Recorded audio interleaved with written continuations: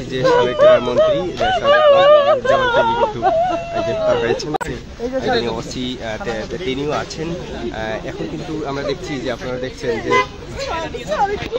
আমি একটু দেখা করবো স্যার, প্লিজ স্যার, প্লিজ আমি সাথে একটু দেখা করবো।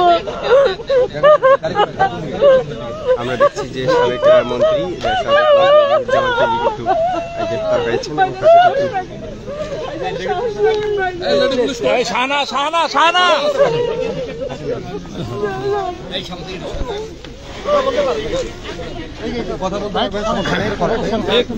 ভাই একটু জায়গা করে দেন প্লিজ, আমাদের কাজ করতে দেন, কাজ করতে দেন।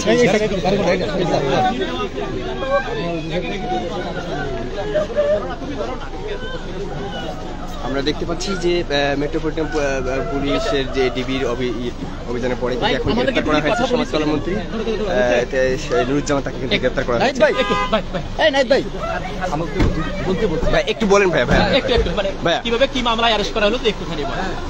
আমরা এই যে সাবেক মন্ত্রী নুরুজ্জামান আহমেদকে গ্রেপ্তার করলাম, থানা নিয়ে যাচ্ছি। আমরা পরে কয়টা মামলা আছে বা এরকম কোনো বিষয় এই মুহূর্তে তো আসলে একটু বলেন যে কোথা থেকে কিভাবে অ্যারেস্ট করলেন?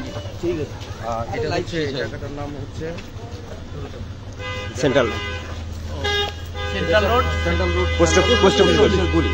এখান থেকে আমরা গ্রেপ্তার করলাম। আমরা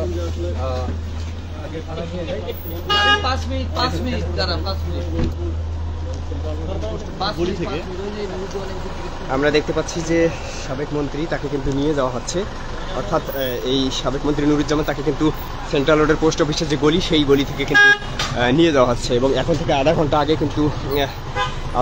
কিন্তু তাকে গ্রেপ্তার করা হয়েছে এবং তার সব ধরনের প্রসিডিউর শেষে কিন্তু এখন নিয়ে যাওয়া হচ্ছে।